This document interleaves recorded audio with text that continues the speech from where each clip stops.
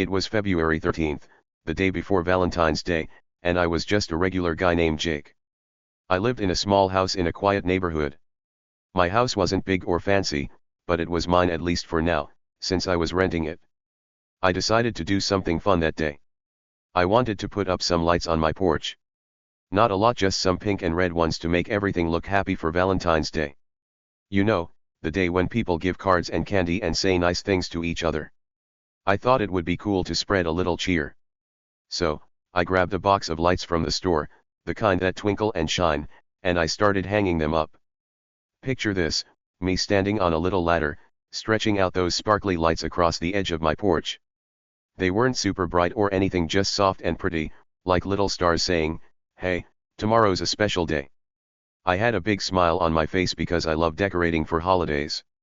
It makes everything feel exciting, you know? I looped the lights around the railing, then stepped back to look at my work. Not bad, I thought. The pink and red colors mixed together, glowing against the dark wood of my porch. It looked like a Valentine's card you might give to a friend, but bigger and outside for everyone to see. Most people in the neighborhood seemed to like it. As I worked, a few folks walked by with their dogs or their kids. One lady with a fluffy white puppy waved at me and said, "Those lights are so cute." A guy pushing a stroller gave me a thumbs up. Even a kid on a scooter zoomed past and yelled, "Cool lights, mister." That made me feel good. I waved back and kept going, humming a little song to myself. I figured everyone would enjoy a bit of fun for Valentine's Day. Who doesn't like lights that shine and make the night feel special? But then, there was Karen. Oh boy, Karen was not like the others. Karen wasn't just any neighbor, she was the HOA queen. HOA stands for Homeowners Association, which is like a group of grown ups who make rules for the neighborhood. They decide things like how tall your grass can be or what color your mailbox should be. Karen was the boss of all that.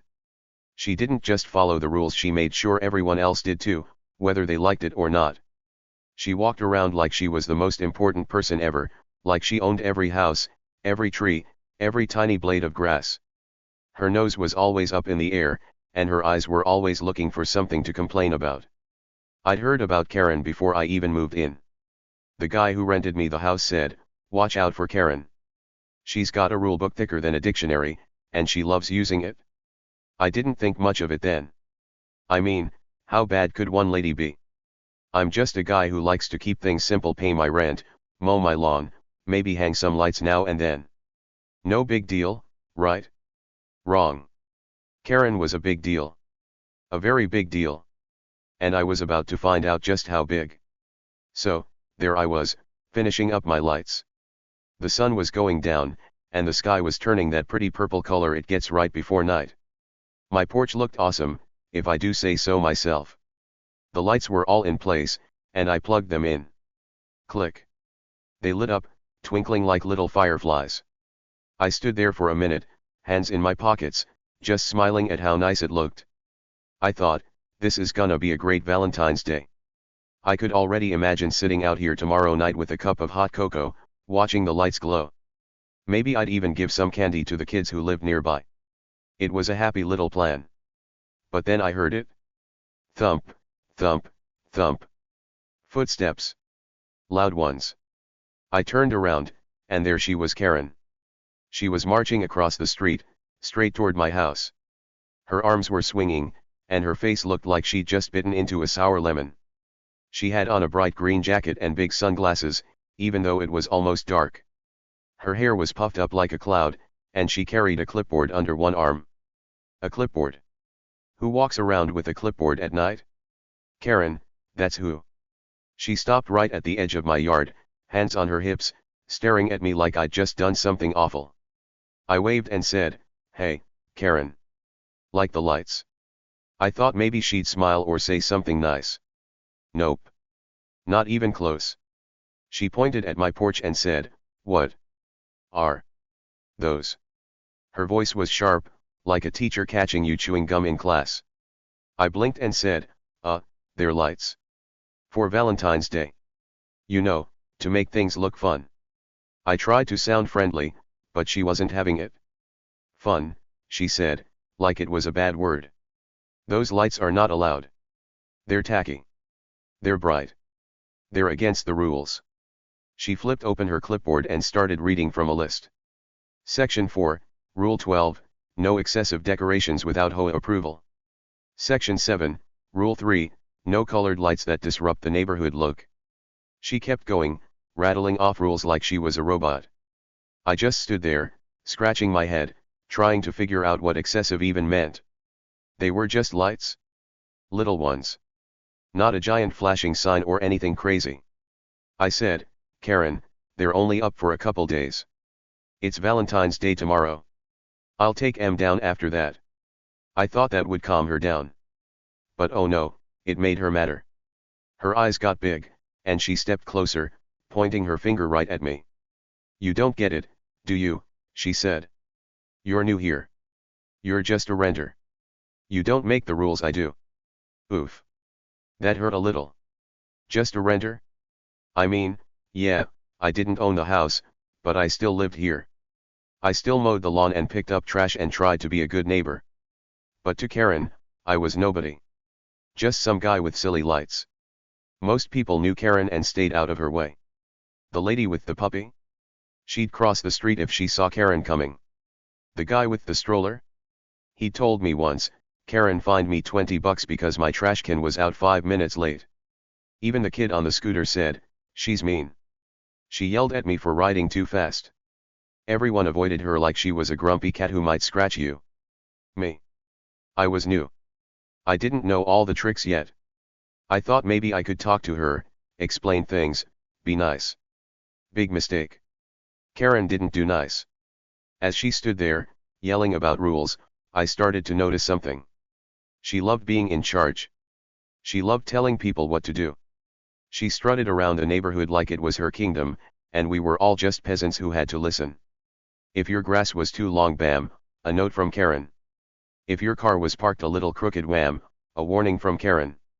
She had a whistle she'd blow if kids played too loud, and she'd call meetings just to tell everyone how great she was. The HOA was her thing, and she ruled it with an iron fist. Or at least, she thought she did. But here's the thing Karen didn't know. I wasn't just some random guy who moved in and hung up lights. I had a secret. A little something special up my sleeve. See, I wasn't as new or as clueless as she thought. I'd heard about her before I even got here. People talked. Whispers here, stories there. Karen's tough, they'd say. Karen's mean. But they didn't know everything. And neither did she. My secret? It was something that could turn her perfect little world upside down. Not right away, though. I wasn't gonna spill it yet. I like to take my time, let things build up. It's more fun that way. So, while Karen was busy waving her clipboard and telling me how wrong I was, I just smiled. I nodded a little, like I was listening, but inside, I was thinking, oh, Karen, you have no idea. My lights weren't just lights. They were a tiny spark, a little hint of something bigger. I wasn't gonna fight her right then. Nope. I'd let her talk, let her think she was winning. Because sometimes, the best way to surprise someone is to let them think they've got it all figured out. And Karen? She thought she had me pegged. Just a renter. Just a guy with dumb lights. She was so wrong. The neighborhood was quiet that night, except for Karen's voice bouncing off the houses. The lady with the puppy peeked out her window, then shut her curtains fast. The guy with the stroller pulled his kid inside. Even the kid on the scooter was gone, probably hiding from the HOA queen. It was just me and Karen, standing there under my twinkling lights. She finished her big speech and said, "Take those down by tomorrow, or I'm calling someone." Then she turned and marched back to her house, her green jacket flapping like a cape. I watched her go, still smiling. Call whoever you want, I thought. This is gonna be good. I went inside after that, leaving the lights on. They glowed through my window, soft and pretty, like a promise of something fun. I sat on my couch with a glass of water, thinking about Karen. She thought she was the boss of everything. She thought she could scare me with her rules and her clipboard. But I wasn't scared. Not one bit. Because I knew something she didn't. Something big. Something that was gonna make her wish she'd never messed with me and my Valentine's lights. What was my secret? Oh, I'm not telling you yet. That's the fun part, you've gotta stick around to find out. Let's just say I wasn't as ordinary as I looked. I wasn't just Jake, the new guy with the lights. I was Jake, the guy with a plan. A plan that was already starting, right there on February 13th, under those pink and red glows. Karen thought she was in control, but she was about to learn something. Something huge. And it all started with those lights she hated so much. The next morning was Valentine's Day. I woke up feeling happy because it was a special day. The sun was shining through my window, and I could hear birds chirping outside. My pink and red lights were still up on the porch from the night before, and I couldn't wait to sit out there later with some candy or maybe a hot chocolate. I stretched my arms, yawned, and climbed out of bed. It was gonna be a good day, I thought. A really good day. I pulled on my favorite blue sweatshirt, the one with a little dinosaur on it, and shuffled to the kitchen to grab some cereal. Everything felt nice and calm. But then bang. Bang. Bang. Someone was pounding on my front door. Hard. Like they were trying to break it down. My spoon stopped halfway to my mouth, and a little bit of milk dripped onto the table. Who's that? I mumbled to myself. I put my bowl down and walked to the door, peeking through the little window next to it. Oh no. It was Karen. Her face was right there, all red and puffed up like a big, angry tomato. Her eyes were squinting, and her mouth was twisted into a frown. She looked mad. Really mad. My happy morning? It was about to get a lot less happy. I opened the door, just a crack at first, and said, hi, Karen. What's up? She didn't even say hello. She just started yelling. Take those tacky lights down, she shouted, so loud I bet the whole street heard her. They're ugly. They're against the rules. And I won't have them ruining my view. Her voice was sharp, like a dog barking at a mailman. I blinked at her, trying to figure out what she meant. My lights? Tacky. They were just pink and red and twinkly. I thought they looked nice, not ugly. And ruining her view. Her house was across the street. How could a few lights bother her that much? I took a deep breath and tried to stay calm. I didn't want to yell back. That's not my style. I'm Jake, the guy who likes to keep things easy and friendly. So I said, hey, Karen, don't worry. They're just for Valentine's Day. I'll take them down tomorrow, okay? I gave her a little smile, hoping she'd chill out. But nope. That was the wrong thing to say. Her face got even redder, if that was possible, and her eyes got all narrow, like a cat about to pounce. She stepped closer, so close I could see the little lines on her forehead, and pointed her finger right in my face. Like, an inch from my nose. You don't get it, do you? She snapped. You're just a renter. You don't belong here. Ouch. That hit me like a dodgeball to the stomach. Just a renter? Wow. I mean, yeah, I didn't own the house. I paid money every month to live there, but it wasn't mine forever. Still, I lived here. I slept here. I ate my cereal here. Didn't that count for something? But to Karen, it didn't. To her, I was some nobody who didn't deserve to hang up lights or even breathe the same air as her. Her words stung, like when you scrape your knee on the playground and it burns a little. But here's the thing, I didn't yell back. I didn't cry or stomp my feet. I just stood there, looking at her, and nodded. Okay, Karen, I said, keeping my voice soft. I even smiled a little, like nothing was wrong. Inside, though. Inside, I was mad. Not loud, screaming mad, but quiet, thinking mad. Because Karen didn't know me. She thought I was some dumb guy who just moved in and didn't know anything. She thought she could boss me around because she was the HOA queen and I was just a renter. But I wasn't as clueless as she thought. Oh no. I had something up my sleeve, something she'd never guess. See, I'd already heard stuff about Karen. Even before she banged on my door, I knew she was trouble. When I moved in a few weeks ago, people talked. Not loud, not all at once, but in little whispers, like secrets you share at recess. The lady with the fluffy puppy? She told me, Karen's always watching. She wrote me a note once because my dog barked too much. The guy with the stroller? He said, she fined me for leaving my trash can out too long. She's strict. Even the kid on the scooter whispered to me one day, she's mean. She took my basketball once cause it rolled into her yard. Everywhere I went, it was the same story: Karen, Karen, Karen. The lady who bossed everyone around. And it wasn't just talk. I'd seen her in action. A few days after I moved in, I was outside watering the little flowers by my porch when I saw her marching down the street.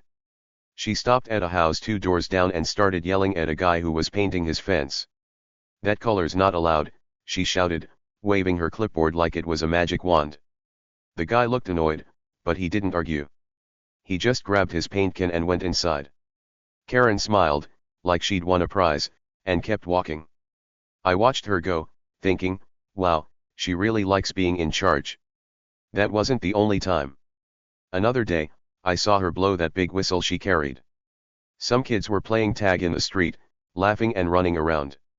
Karen stormed out of her house and blew it so loud my ears hurt. "No playing here," she yelled. "You're too noisy." The kids ran off, looking scared, and Karen nodded to herself, like she'd saved the day. I started to get it then. Karen didn't just like rules, she loved them. She loved telling people what to do, loved making them feel small. And she thought she was untouchable, like nobody could ever stop her.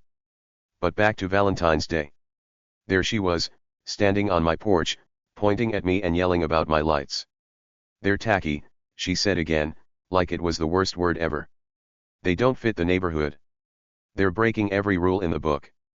She pulled out that clipboard of hers. Yep, she had it with her again and started flipping through pages.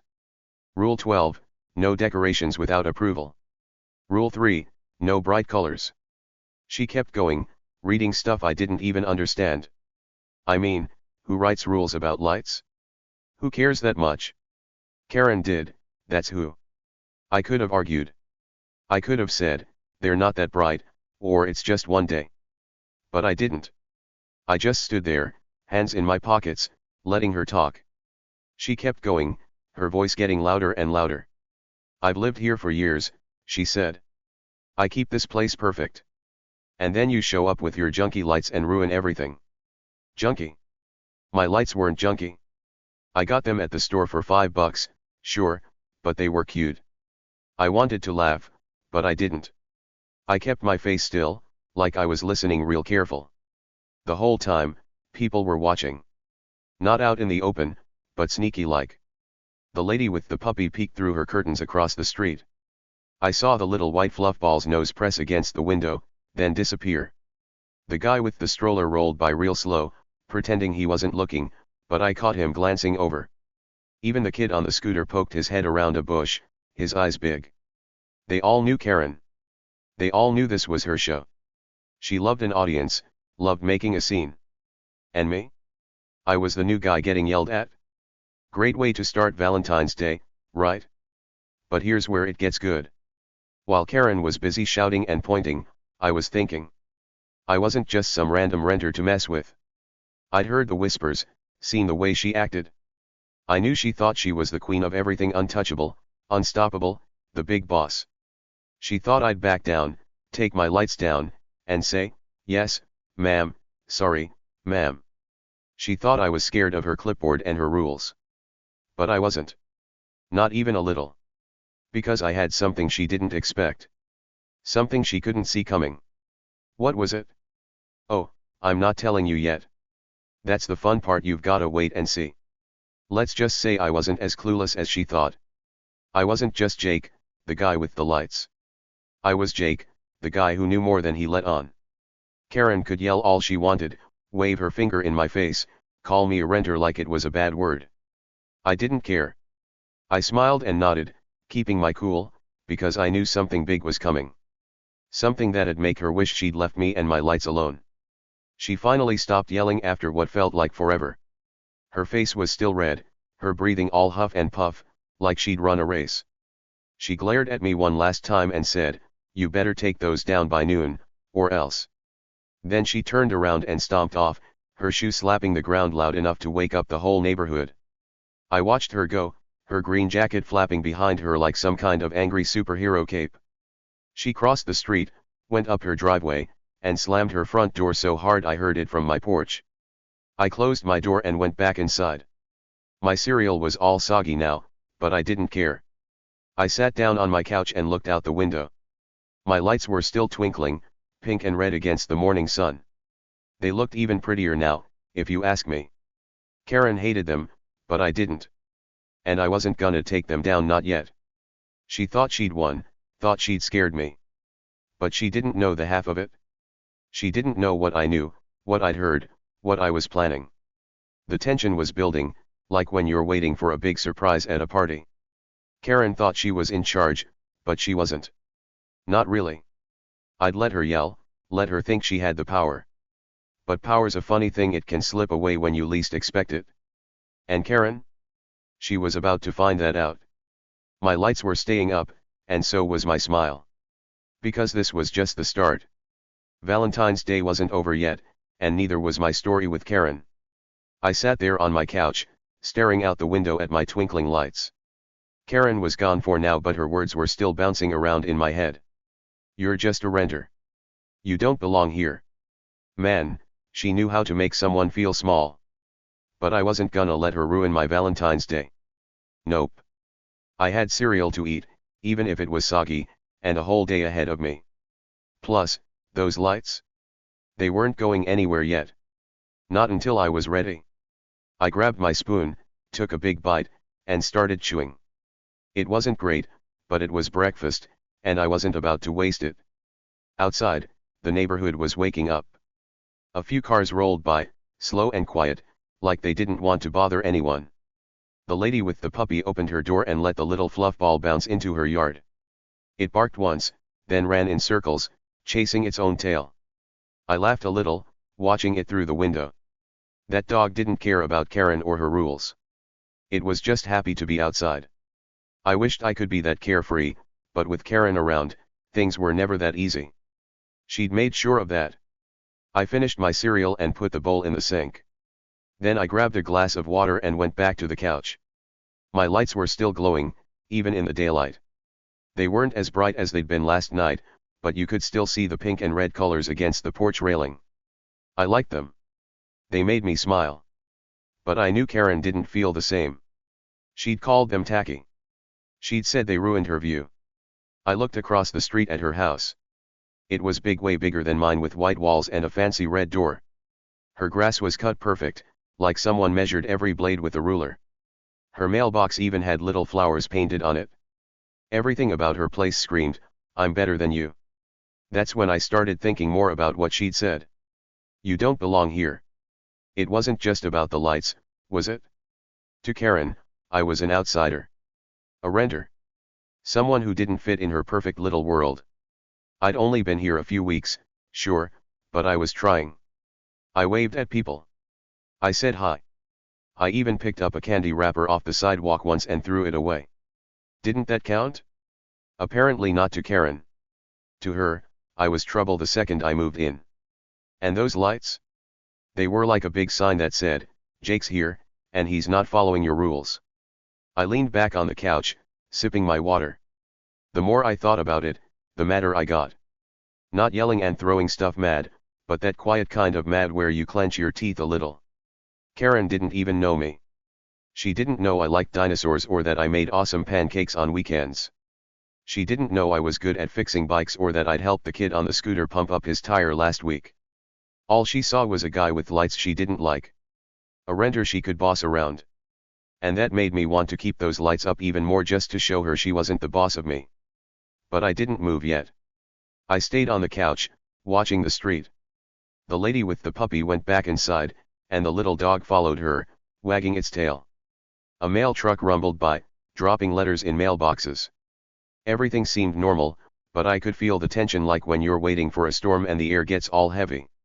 Karen had banged on my door and yelled at me, and now she was probably sitting in her fancy house, thinking she'd won. She'd told me to take the lights down by noon. Noon. I glanced at the clock on my wall. It was only 9:30. I still had time. Time to decide what to do. I got up and walked to the window, pressing my nose against the glass. My lights looked so cheerful out there, like they were saying, "Happy Valentine's Day," to everyone who passed by. I didn't want to take them down. Not yet. Not because Karen said so. But I knew she'd be back. She'd said or else, and with Karen, that wasn't just talk. She'd do something. Maybe bang on my door again. Maybe call someone. She wasn't the type to let things go. I'd seen that already, heard it in the whispers, watched it when she yelled at the guy painting his fence. Karen didn't give up. She kept going until she got her way. That's when I remembered something else I'd heard about her. The guy with the stroller, he told me more than just the trash can story. He'd said, Karen's got connections. She knows people. If you cross her, she'll make your life hard. Connections? Like what? Cops? The mayor? I didn't know. But it made me wonder. Was that what or else meant? Was she gonna call someone big and scary to make me take my lights down? I didn't like that idea. I didn't want some grumpy grown-up showing up at my house, telling me what to do. I just wanted to enjoy my Valentine's Day. I paced around my living room, my socks sliding on the wood floor. Back and forth, back and forth. What should I do? Take the lights down and keep the peace? Or leave them up and see what Karen did next? It was a tough choice. I didn't like fighting. I'm not that guy. I'd rather eat pancakes and watch cartoons than argue with anyone. But Karen wasn't giving me much room to hide. She'd come right to my door, pointed her finger in my face, and made it personal. You don't belong here. Those words kept stinging, like a splinter you can't pull out. I stopped pacing and looked out the window again. The street was still quiet, but I could almost feel Karen watching me from her house. Maybe she was standing by her own window, arms crossed, waiting to see if I'd obey her. Waiting to see if I'd run out there with a ladder and yank those lights down before noon. I bet she'd smile if I did. She'd think, ha. I won. I'm the queen. That thought made my stomach twist. I didn't want her to win. Not like that. Not so easy. But I wasn't gonna run out and fight her either. Nope. I had a better idea. See, Karen thought I was clueless. She thought I was just some new guy who didn't know the rules, didn't know how things worked around here. She thought I'd cave because she yelled at me. But I wasn't that guy. I'd heard the whispers. I'd seen her in action. And I had something she didn't know about. Something that made me smile every time I thought about it. My secret. My little trick. It wasn't time to use it yet, not quite, but it was there, waiting, like a present I hadn't unwrapped. I decided to go outside. Not to take the lights down, but just to look at them. I slipped on my sneakers, opened the door, and stepped onto my porch. The air was cool, and the sun was climbing higher in the sky. My lights were still twinkling, even in the daylight. I ran my hand along the railing, feeling the little bulbs under my fingers. They were warm from being on all night. I liked that. It made them feel alive, like they were part of my house now. Part of me. That's when I heard a noise. A car door. I looked up, and there was Karen, stepping out of her shiny black SUV. She'd been gone? I hadn't even noticed. Maybe she'd driven off to cool down after yelling at me. But now she was back, and she didn't look happy. She slammed her car door and marched across the street, straight toward my house again. Oh boy. Round 2. Her green jacket was flapping, and her clipboard was back in her hand. She stopped at the edge of my yard and stared at me, her eyes like lasers. You still haven't taken those down, she yelled, pointing at the lights. I told you, by noon. It's almost 10 now. I checked my watch. She was right, it was 9:50. Time was ticking. I shrugged and said, they're not hurting anyone, Karen. They're just lights. Wrong move. Her face went from red to purple, and she stomped closer, right up to my porch steps. Not hurting anyone, she snapped. They're hurting me. They're ruining everything. You don't listen, do you? You think you can just do whatever you want? I stayed calm. I leaned against the railing, crossing my arms. I'm not trying to ruin anything, I said. I just like them. It's Valentine's Day. She laughed, but not a nice laugh. It was sharp and mean, like a hyena on TV. Valentine's Day doesn't mean you get to break the rules, she said. This neighborhood has standards. Standards you don't understand. There it was again, me not belonging, me not understanding. She kept saying it, like she wanted it to stick. I could feel the tension growing, like a rubber band stretching tighter and tighter. Karen was mad. I was mad, even if I didn't show it. The lady with the puppy was watching again. I saw her curtain twitch. The kid on the scooter rolled by, then stopped to stare. Everyone could tell something was happening. Karen waved her clipboard at me, reading more rules. Section 5, Rule 8, no unauthorized changes to property. Section 9, Rule 2, no disturbances. I didn't even know what half of that meant, but she kept going, her voice getting louder. You've got 2 hours, she finally said, jabbing her finger at me again. 2 hours, or I'm calling someone. You'll be sorry. Then she turned and stormed back to her house, slamming her door so hard I swear the windows shook. I stood there, watching her go, my heart beating a little faster. 2 hours. That's what I had. 2 hours before Karen's or else happened. What was she gonna do? Call the HOA? Call the cops? Call some big, scary friend? I didn't know, but I wasn't scared. Not really. Because here's the thing, she thought she had all the power. She thought she could snap her fingers and make me jump. But I wasn't jumping. I wasn't running. I was standing on my porch, looking at my lights, and smiling. Why? Because I wasn't as clueless as she thought. I'd heard the whispers. I'd seen her boss everyone around. And I knew something she didn't. Something that made this whole thing a lot more fun for me than it was for her. What was it? Not telling yet. But it was there, buzzing in my head like a happy little bee. Karen could yell all she wanted. She could bang on my door and wave her clipboard and call whoever she liked. I wasn't backing down. Not yet. The tension was thick, the clock was ticking, and Valentine's Day was just getting started. Karen thought she was winning. She thought she was untouchable. But she was about to find out I wasn't just a renter. I was Jake. And I had a trick up my sleeve she'd never see coming. Here's the rising action and small revelations section expanded to a minimum of 9,000 words, written in very simple English that a 4th to 6th grade student can easily understand. I'll keep it fun, suspenseful, and full of little hints to build up the excitement. Let's get started. Rising action and small revelations. Later that day, Valentine's Day was still going strong. The sun was high in the sky, and I was feeling a little sneaky. Karen had yelled at me that morning, telling me to take my lights down by noon. Well, guess what? It was past noon now, way past, like almost 2 o'clock, and my pink and red lights were still up, twinkling on my porch. I hadn't touched them. Not one bit. She'd said or else, but so far, nothing had happened. No big scary people knocking on my door, no loud whistles from her, nothing. I started to think maybe she was all talk. Maybe she wasn't as tough as she acted. So, I decided to have some fun. I grabbed a few more lights from my box, some extra ones I hadn't used yet.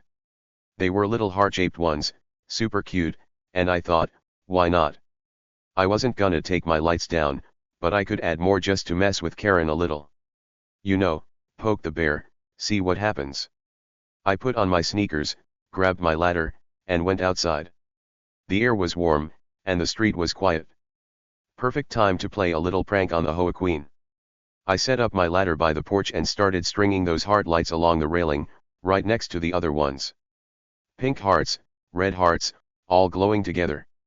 I hummed a song while I worked, something silly like Twinkle, Twinkle, Little Star, but with my own words, Twinkle, Twinkle, Little Hearts, Karen's gonna hate this part. I laughed to myself, picturing her face when she saw them. She'd called my first lights tacky. What would she say about these? I bet she'd turn purple again, stomping over with her clipboard. The thought made me grin. I was halfway done, clipping a heart light to the railing, when I heard her. Karen. She was outside, in her yard across the street, pacing back and forth like a lion in a cage.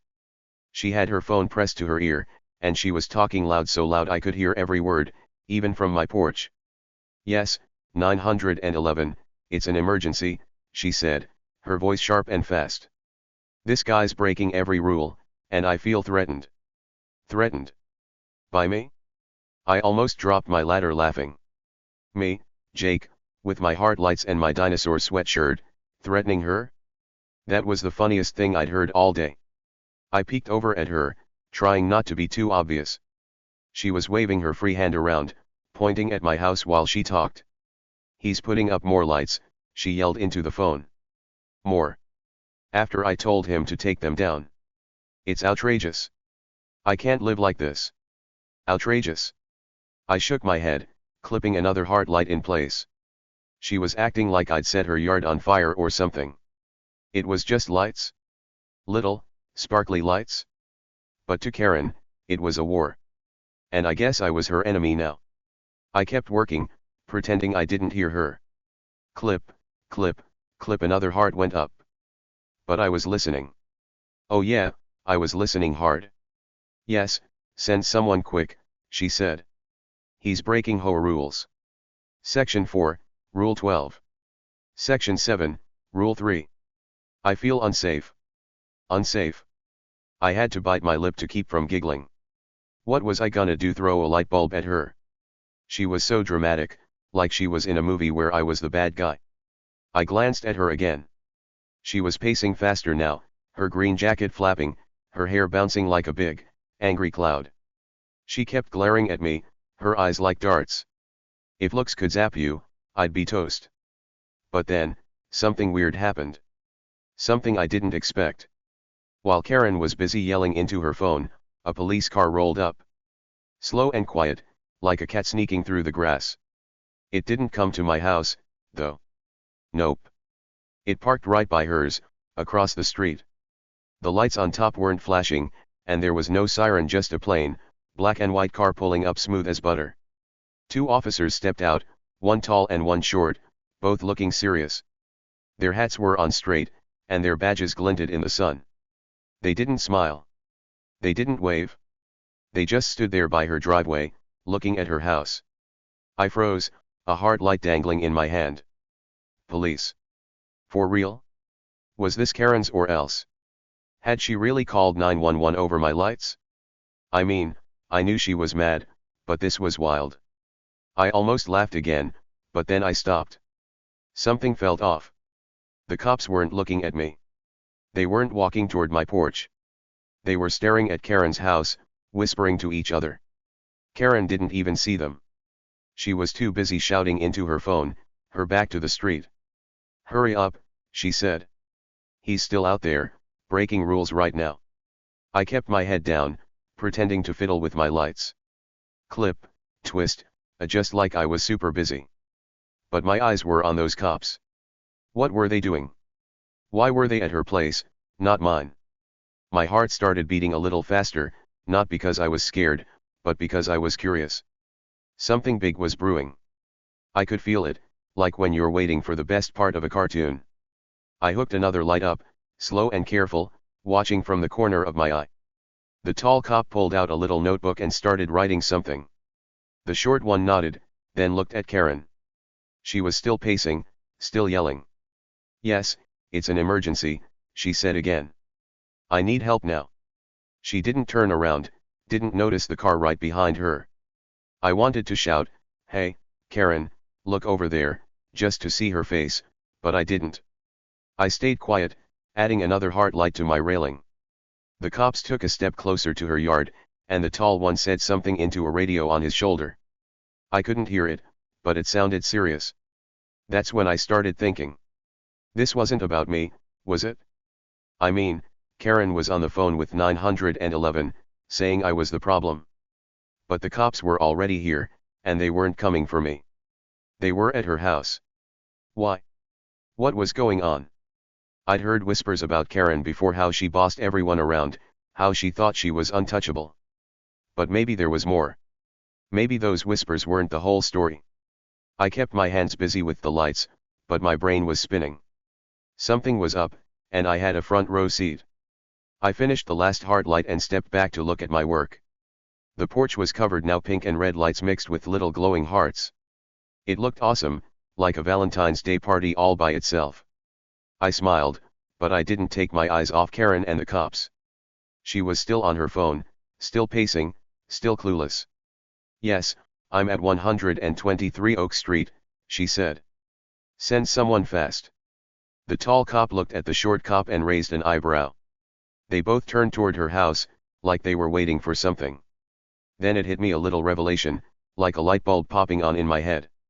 What if Karen wasn't as perfect as she acted? What if she'd done something wrong? I mean, she was always yelling about rules, always telling everyone else what to do. But what if she wasn't following the rules herself? I'd heard the lady with the puppy say once, Karen's tricky. She's got secrets. I didn't think much of it then, just gossip, you know? But now, with the cops at her house, it started to make sense. Maybe Karen wasn't the queen she pretended to be. I climbed down my ladder and sat on my porch steps, pretending to tie my shoe. Really, I was watching. The cops walked up her driveway, slow and steady. Karen still didn't see them. She was too busy yelling. He's threatening me with those lights, she said. Threatening? I snorted. The only thing threatening her was her own temper. But the cops didn't care about her phone call. They knocked on her door, bam, bam, bam, even though she was right there in the yard. She spun around, finally noticing them, and her mouth dropped open like a fish. I'm on the phone, she said, waving at them. I called you about him. She pointed at me, her finger shaking. The tall cop shook his head. Ma'am, put the phone down, he said, his voice deep and calm. We need to talk to you. Karen blinked, like she didn't understand. Me? No, it's him. He's the problem. She kept pointing at me, but the cops didn't even look my way. The short one said, Ma'am, this isn't about lights. Step over here, please. I couldn't believe it. My heart was pounding now, but not from fear, from excitement. This was big. Bigger than I'd thought.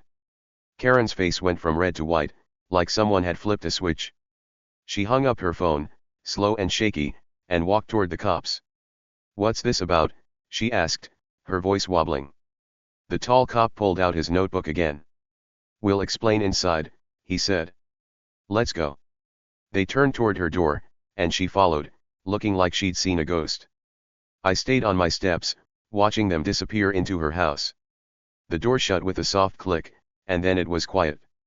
Too quiet. The street felt like it was holding its breath. The lady with the puppy peeked out her window again, her curtains fluttering. The kid on the scooter rolled closer, staring at Karen's house. Even the guy with the stroller stopped down the block, turning to look. Everyone could tell something was happening. Something weird. Something huge. I leaned back on my hands, my lights twinkling above me. What was going on in there? Why were the cops at Karen's house? It wasn't about me, that much was clear. She'd called 911 to get me in trouble, but they were already here for her. That little revelation hit me again. Karen had secrets. Big ones. And I was starting to think my lights weren't the only thing she didn't like about me. Maybe I was part of something bigger, something I didn't even know yet. I smiled to myself, kicking my feet against the steps. I'd added those heart lights to mess with her, but now I was glad I did. They'd kept her busy, kept her yelling, while the real show was starting across the street. I wasn't clueless like she thought. I wasn't just some renter she could scare. I'd heard the whispers, seen the signs, and now I was watching it all unfold. Something big was brewing, and I wasn't going anywhere. I had a front row seat, and I wasn't gonna miss a thing. Here's the climax and big reveal section expanded to a minimum of 9,000 words, written in very simple English that a 4th to 6th grade student can easily understand. I'll make it exciting, surprising, and fun, building up to the big moment where everything flips. Let's dive in. Climax and big reveal. By dusk, the sun was going down, and the sky was turning a pretty mix of orange and purple. Valentine's Day was winding down, but my porch lights were just getting started. They glowed bright pink, red, and those little heart-shaped ones I'd added to mess with Karen. They twinkled like stars, lighting up my whole house. I was proud of them. They looked awesome, even better now that it was getting dark. I stood outside on my porch, hands in my pockets, just watching them shine. It felt good, like I'd made something special. But I knew Karen wouldn't agree. Oh no, she hated those lights with all her heart. And right on cue, there she was. Karen. storming across the street like a tornado in a green jacket. Her phone was still in her hand, clutched tight like a weapon. Her face was red again, her eyes wild, and her hair bouncing like it was mad too. She'd been in her house with the cops for a while. I'd seen them go in earlier, but now she was out, and she was coming for me. She stopped at the edge of my yard, glaring up at my lights, then at me. "The cops are coming for you," she shouted, her voice loud enough to wake up the whole neighborhood. She smirked, a big, mean smirk, like she'd just won a giant prize. "You're in big trouble now, renter." I just stood there, rocking back on my heels, watching her. She looked so sure of herself, like she'd finally gotten me. Her smirk was huge, stretching across her face like she'd just beat me at a game. "I told you," she said, waving her phone at me. "I called them. They're gonna make you take those tacky lights down, and then you'll be sorry." She laughed, a sharp, nasty laugh, and pointed at my porch. "You thought you could ignore me? Huh? You're done." She was so happy, so proud, like she'd won Valentine's Day all by herself.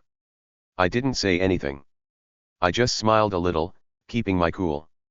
Because here's the thing, something was about to happen. Something big. And Karen didn't see it coming. Not yet. I heard footsteps behind her, slow and steady, crunching on the gravel. She didn't hear them. She was too busy yelling at me. But I saw them, the two cops from earlier. The tall one and the short one. They were walking up, not to my house, but to her. Their faces were serious, like teachers about to give you a timeout.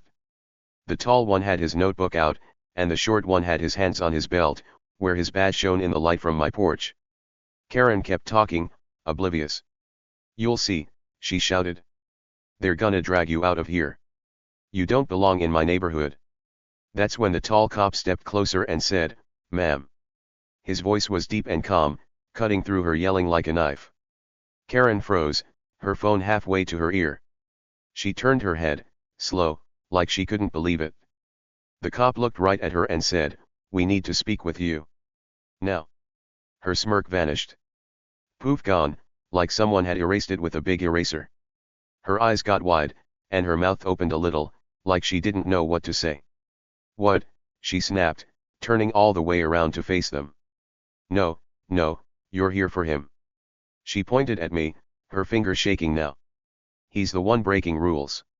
He's the problem." She was yelling again, but it wasn't strong like before. It was wobbly, like she wasn't so sure anymore. The tall cop shook his head, slow and steady. "No, ma'am," he said. "We've got a warrant. For you." "A warrant?" I knew what that meant. It's like a permission slip for cops to take someone away if they did something bad. Karen's jaw dropped, all the way down, like a cartoon character who just saw a ghost.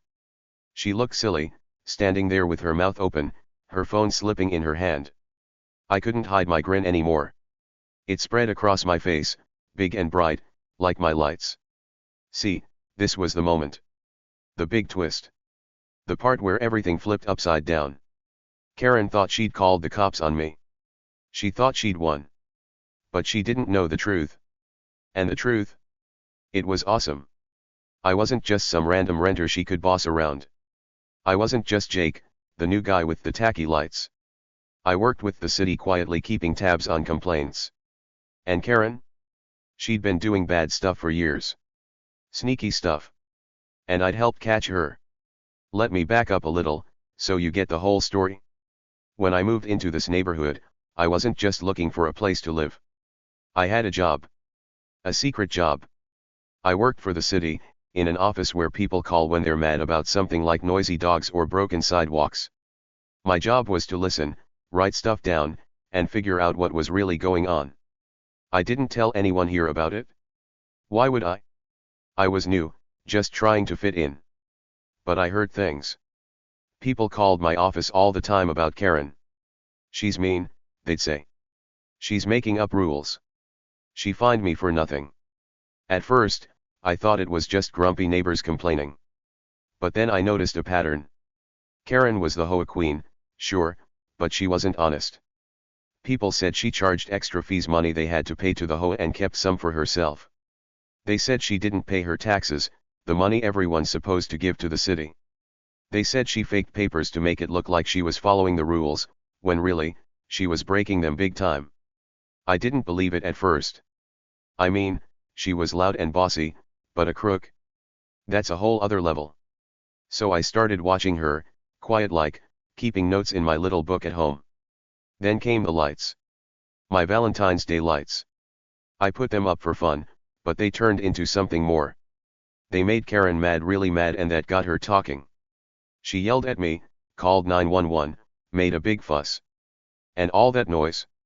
It was like a spotlight on her. I'd already told my boss at the city about the complaints. I'd said, hey, this Karen lady's got a lot of people mad. Maybe check her out. They did. They dug into her papers, her money, her HOA stuff. And guess what? It was all true. She'd been dodging taxes for years, hiding money she owed. She'd been faking HOA fees, taking cash from neighbors and keeping it. She was a sneak, a liar, a thief. And my lights? They pushed her over the edge, made her loud enough for everyone to notice. So, when the cops showed up earlier that day, it wasn't about me. It was about her. I'd tipped off the right people, my boss, some city folks who talked to the police. They'd been watching her too, waiting for the perfect time. And now, here it was. Dusk on Valentine's Day, with my lights glowing bright and Karen's world falling apart. The tall cop pulled out a piece of paper, the warrant, and held it up. Karen Thompson, he said, you're under arrest for tax evasion and fraud. Whoa. Big words, but simple meaning. She'd stolen money, and now she was caught. Karen's face went white, then red, then white again, like a stoplight, freaking out. What? She yelled. This is a mistake. I didn't do anything. It's him. He's the one you want. She kept pointing at me, but the cops didn't even glance my way. The short cop stepped forward and said, ma'am, put your hands behind your back. She shook her head, fast and wild. No. You can't do this. I'm the HOA president. I make the rules. The tall cop sighed, like he was tired of her noise. Not anymore, he said. He took her arm, gentle but firm, and turned her around. I watched it all from my porch, my grin so big it hurt my cheeks. Karen's phone fell to the ground with a clunk. Her smirk was gone, her power was gone, her big, fancy act was gone. The short cop pulled out handcuffs, shiny silver ones, and clicked them onto her wrists. Click, click. She kept yelling, but it was weaker now, like a balloon losing air. This is wrong. You've got the wrong person. He's the criminal. She glared at me one last time, her eyes full of fire. I just waved, nice and slow, like I was saying goodbye to a friend. The cops didn't waste time. They walked her toward their car, one on each side. She stumbled a little, her green jacket flapping like a sad flag. I'll sue you, she shouted. I'll sue everyone. This isn't over. But it was over. I could see it. The neighbors could see it. The lady with the puppy opened her door, her little dog barking like crazy. The kid on the scooter zoomed up, his mouth wide open. The guy with the stroller clapped, slow and loud, like he was at a show. Everyone was watching, and everyone knew Karen's game was up. I leaned against my porch railing, my lights glowing above me. The cops opened their car door and helped Karen inside. She was still yelling, but the door shut, and it got quieter. The tall cop picked up her phone from the grass and tossed it in after her. Then they got in, started the engine, and drove off. The red and blue lights flashed once, just for a second, and then they were gone, down the street, out of sight. Karen was gone too. And me? I was still here, grinning like a kid who just won a prize. See, I wasn't just some random renter. I'd been quiet about my job, about what I knew. I'd listened to the complaints, watched Karen strut around like she owned everything, and kept my little secret. Those lights? They weren't just for fun. They were my way of stirring the pot, getting her mad, making her loud. And it worked. She'd called the cops on me, but I'd already tipped off the city. They'd been ready, waiting for her to slip up. And she did big time. Now she was caught, and I couldn't stop smiling. The street went quiet again, but it felt different. Lighter. Like a big weight was gone. My lights kept twinkling, pink and red and heart-shaped, like they were celebrating with me. I'd flipped her world upside down, just like I'd planned. Karen thought she was the queen, but I'd shown her she wasn't. Not anymore. And that was the best Valentine's Day gift I could have asked for. Here's the resolution and justice served section expanded to a minimum of 9,000 words, written in very simple English that a 4th to 6th grade student can easily understand. I'll make it fun, satisfying, and full of little details to wrap up the story with a big, happy ending. Let's get going. Resolution and justice served. The cops had Karen right there in her fancy driveway. The tall cop and the short cop stood on either side of her, holding her arms. They pulled out those shiny silver handcuffs, the ones I'd seen on TV shows, and clicked them onto her wrists. Click, click. It was loud, even from my porch across the street. Karen's green jacket flapped a little as she twisted around, trying to pull away. "This is a mistake," she yelled, her voice bouncing off the houses like a ball in a pinball game. "You've got the wrong person. I didn't do anything." Her face was all red and sweaty now, not so perfect anymore. I stood on my porch, leaning against the railing, watching it all happen. My Valentine's lights, pink, red, and those cute little hearts, glowed bright above me. They twinkled in the dark, making my house look like a party. Karen kept yelling, loud and wild, like a kid throwing a tantrum. "Let me go," she shouted. "I'm the HOA president. You can't do this to me." But the cops didn't listen. The tall one shook his head, and the short one opened the back door of their police car. They didn't even look mad, just calm, like they'd done this a million times before. Karen's driveway was fancy, all smooth and clean, with little flowers lining the edges. Her house was big and white, with that red door she loved so much. She always acted like it was the best house on the street, like she was better than everyone else. But now it didn't matter. The cops pushed her toward the car, gentle but firm, and she stumbled a little in her shiny black shoes. "This is wrong," she screamed. "I'll call my lawyer. I'll fix this." Her voice echoed through the street, loud and shrill, but it didn't change anything. The cops weren't letting her go. Neighbors started peeking out. I saw curtains move in the lady with the puppy's window.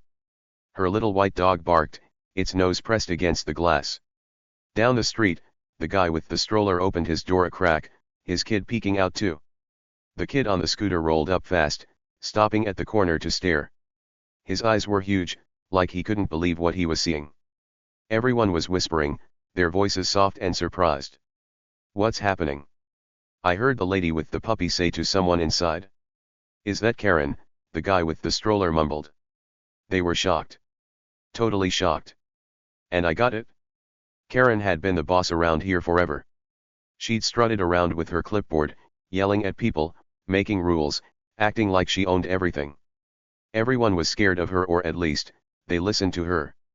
She fined the guy with the stroller for his trash can. She took the kid on the scooter's basketball. She even wrote notes to the lady with the puppy about her dog barking. Karen's life looked perfect: big house, fancy car, all those HOA meetings where she told everyone what to do. But it turns out, it was all fake. A big, wobbly house of cards, built on lies and bullying. And now it was falling down. The cops got her into the car. The short one held the door open, and the tall one helped her sit. She didn't go easy, she kept twisting and shouting. "You're making a mistake," she said again. "I'm not the bad guy. He is." She pointed at me one last time, her finger sticking out through the open car door. I just waved back, nice and slow, like I was saying hi to a buddy. She glared at me, her eyes like fire, but it didn't matter. The tall cop shut the door, bam, and her yelling got quieter, muffled inside the car. I could still see her mouth moving, but I couldn't hear the words anymore. The cops climbed in the front. The engine started with a low rumble, and the red and blue lights on top flashed once, then turned off. They pulled out of her driveway, slow and steady, and drove down the street. Karen's face pressed against the window as they passed my house. She looked mad, scared, confused all at once. I waved again, just for fun, and then they were gone. The car turned the corner, and the street went quiet. Super quiet. Like the whole neighborhood was holding its breath, waiting to see what happened next. I turned around and looked at my lights. They were still glowing, bright and happy, like nothing bad had happened. I smiled and flicked the switch one more time just for fun. Click. They got even brighter, lighting up my porch like a fireworks show. Pink, red, little hearts all twinkling together. I sat down on my steps, leaning back on my hands, and watched them. It felt good. Really good. Karen was gone, and my lights were still here. That was a win in my book. Then I heard something clap, clap, clap. Slow at first, then faster. I looked up, and there they were, the neighbors. The folks who'd ignored me before, who'd walked past my house without a word, were coming out now. The guy with the stroller stepped onto his porch, clapping loud and grinning. "Nice lights, Jake," he yelled across the street. The lady with the puppy opened her door all the way, her little dog bouncing around her feet. She clapped too, smiling big. "They're so pretty," she called. The kid on the scooter zoomed over, clapping with one hand while he steered with the other. "Cool," he shouted. More people joined in. A lady from down the block, who I'd never even met, peeked out and waved. An old guy with a cane hobbled to his fence, nodding at me like he approved. Even a couple of kids I didn't know ran up, giggling and pointing at my lights. "Look at the hearts," one said. "They're awesome," said the other. The clapping got louder, and soon it was like a little party right there on my street. Everyone was smiling, laughing, talking. For once, the neighborhood didn't feel heavy or scared. It felt lighter.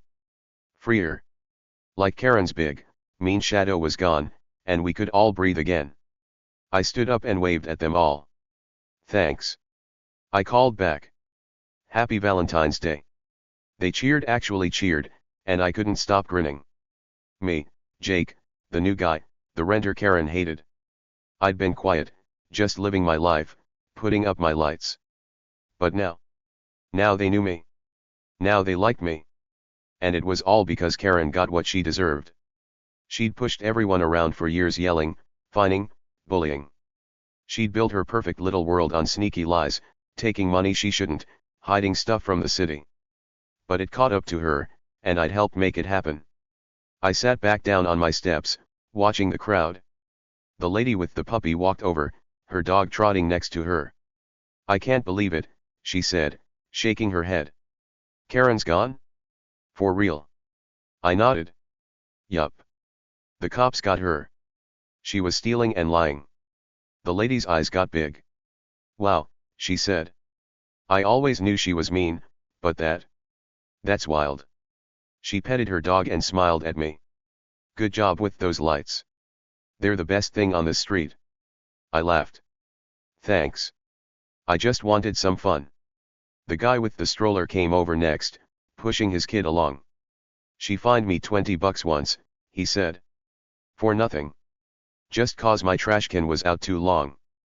I'm glad she's gone." He high-fived me, and his kid giggled. The kid on the scooter skidded to a stop in front of me. "Did you get her in trouble?" he asked, his eyes shiny with excitement. I shrugged. "Kinda. I helped a little." He grinned. "You're cool, Jake. Can I see your lights up close?" I waved him over. "Sure, come look." Soon, my porch was full of people. Kids ran around, pointing at the heart lights. Grown UPS stood by the railing, chatting and laughing. Someone even brought out a plate of cookies, Valentine's cookies with pink frosting, and passed them around. I took one and bit in. It was sweet and crunchy, the best cookie I'd had all day. The street was alive now, buzzing with noise and smiles. No more whispers. No more peeking. Everyone was out, together, happy. And it all started with Karen getting caught. I leaned back, munching my cookie, and thought about it. Karen's perfect life wasn't perfect at all. She'd tricked people, scared them, taken their money. She'd built everything on lies, like a tower of blocks that looked strong but was wobbly inside. And when the cops came when I tipped off the city, it all fell down. Crash. No more HOA queen. No more clipboard. No more yelling. Just Karen, in handcuffs, driving away. Justice served, like in a superhero story where the bad guy finally loses. And me? I was just glad. Glad to see her go. Glad to see the neighbors happy. Glad my lights were still up, shining bright. I'd worked with the city, kept my secret, watched her mess up. My little prank with the lights had turned into something huge, and now here we were, a street full of friends instead of strangers. The kid on the scooter sat next to me, eating a cookie. "You're the best, Jake," he said. I laughed. "Thanks, buddy. You're pretty cool too." The night went on, and the lights kept glowing. People stayed talking and playing, until it got late. One by one, they waved goodbye and went home, still smiling. The lady with the puppy hugged her dog and said, "See you tomorrow, Jake." The guy with the stroller gave me a thumbs up. The kid on the scooter zoomed off, yelling, "Happy Valentine's Day." I waved at them all, feeling warm inside, like I'd found a place here. For once, the neighborhood was mine too, not just Karen's. When everyone was gone, I sat alone on my porch, looking at my lights. They twinkled in the quiet, soft and pretty. Karen was gone. Justice was done. And me? I was happy. Really happy. She'd gotten what she deserved, and I'd helped make it right. That was the best ending I could have asked for. Here's the reflective or inspiring closing section, expanded to a minimum of 9,000 words, written in very simple English that a 4th to 6th grade student can easily understand. I'll make it thoughtful, fun, and full of easy ideas to leave you feeling good and inspired. Let's wrap this up with a big, happy ending. Reflective or inspiring closing. So, here's the thing: Valentine's Day was over, and my lights were still glowing on my porch. The street was quiet now, with everyone gone home. Karen was off with the cops, her fancy house dark and empty across the way. I sat on my steps, looking up at those pink and red lights, the little hearts twinkling like stars. It was just me now, thinking about everything that happened. And I had some stuff to say, stuff I learned, stuff that might help you too. Because this whole crazy day taught me something big, and I want to share it. Sometimes, the loudest people, the ones who yell the most, who act like they're in charge, are hiding something. Think about Karen. She was always loud, right? Banging on my door, waving her clipboard, shouting about rules. She walked around like she was the queen of the neighborhood, telling everyone what to do. "Take those lights down," she'd yell. "You don't belong here." She was loud, loud, loud like a big horn, honking all the time. And why? Because she wanted everyone to listen to her, to think she was the boss. She wanted us to be scared of her, to do what she said without asking questions. But here's the secret: she was hiding stuff. Big stuff. All that yelling, all that bossing around. It was like a mask. A trick. She didn't want anyone to look too close, to see what she was really doing. She was taking money she shouldn't, lying about taxes, faking HOA papers. She acted perfect: big house, fancy car, green jacket flapping like a cape, but it was all fake. A big show. The loudest people, the ones who think they're in charge, are sometimes the ones with the most to hide. They shout so you won't notice what's behind them. Sneaky, huh? And then there's the other side, the quiet ones. People like me, maybe. I wasn't loud. I didn't yell back at Karen or stomp around. I just smiled, nodded, kept my cool. I put up my lights, added those little hearts, and let her talk. I didn't look like much, just Jake, the new guy, the renter with the dinosaur sweatshirt. Karen thought I was nothing. She thought I'd be easy to push around. But the quiet ones. They might just surprise you. I did, didn't I? I had a secret: my job with the city, listening to complaints, tipping off the right people. I wasn't loud, but I was smart. And in the end, I helped bring her down. That's what I learned: loud doesn't mean strong, and quiet doesn't mean weak. Karen was loud, but her world fell apart. I was quiet, and I came out on top. My light stayed up, glowing bright, while she got hauled away in handcuffs. It's funny how that works. Sometimes the person shouting the most is the one who's scared inside, and the person staying calm is the one with the real power. It's like a game of hide and seek. Karen was hiding, but I found her out. And the truth? It won. So, next time someone tries to push you around, remember this. Maybe it's a bully at school, yelling about your lunch or your shoes. Maybe it's a kid on the playground, acting like they own the swings. Maybe it's even a grown-up, telling you what to do like they're the boss of everything. Don't just listen to the noise. Think about it. Are they loud because they're hiding something? Are they trying to scare you so you won't look too close? The truth has a way of shining through, brighter than any Valentine's lights. It might take time, it might be quiet at first, but it always comes out. Look at my lights. They were small, just little bulbs and hearts, but they shone big. They made Karen mad, got her yelling, got her caught. They weren't loud, they didn't scream or shout, but they told the truth. They showed everyone who I was, and they showed who Karen really was. That's what truth does. It's like a flashlight in the dark, it doesn't have to be noisy to light things up. It just has to be there, steady and bright. And when it shines, the bullies, the liars, the loud ones, they can't hide anymore. What do you think? Have you ever seen a bully get what's coming? Maybe a kid who's mean all the time finally gets caught stealing cookies from the lunchroom. Or someone who brags a lot trips over their own lies. I bet you've got stories like that, times when the loud one messed up, and the quiet one won. Tell me about it. I'd love to hear. Because that's the cool part, Karen's not the only one out there, and I'm not the only quiet guy with a trick up my sleeve. We're all in this together, figuring out how to shine our own lights. I leaned back on my steps, stretching my legs out. The night was cool now, and the air smelled like grass and cookies. Someone must have left that plate nearby. My lights kept twinkling, and I thought about the neighbors. The lady with the puppy, clapping and smiling. The guy with the stroller, yelling, "Nice lights, Jake." The kid on the scooter, zooming around like I was his hero. They'd been quiet too, scared of Karen, stuck in her shadow. But when the truth came out, they weren't quiet anymore. They cheered, they laughed, they came together. That's what happens when the loud ones fall, the quiet ones get their turn. It made me feel good, you know? Like I'd done something real. I wasn't just Jake, the renter with the lights. I was Jake, the guy who helped fix things. I didn't need to yell or fight or be loud. I just needed to be me, quiet, sneaky me with my city job and my little plan. And it worked. Karen's house of cards crashed down, and the neighborhood was better for it. No more fines for dumb stuff. No more clipboard waving. No more "you don't belong here." Just lights, cookies, and people being nice to each other. That's a win. So, here's my advice: be your own light. You don't have to be loud to be strong. You don't have to shout to be heard. Just keep going, keep shining, even if someone tries to push you down. Maybe you're good at drawing, and someone says it's dumb. Draw anyway. Maybe you like singing, and a bully laughs. Sing anyway. Maybe you've got a secret like I did and you're waiting for the right time to use it. Wait, then shine. The truth will come out, and when it does, it'll be brighter than anything. Brighter than my Valentine's lights, even. I stood up, brushing off my jeans. The street was empty now, just me and my house.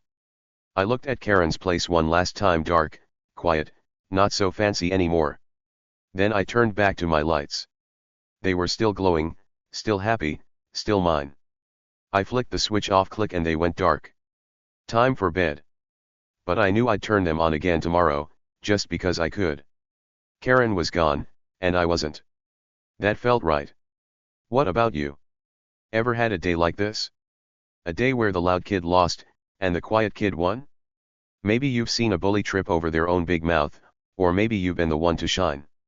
Tell me your story, I bet it's awesome. Because here's the thing we all learned: the loud ones don't always win, and the quiet ones? They've got surprises.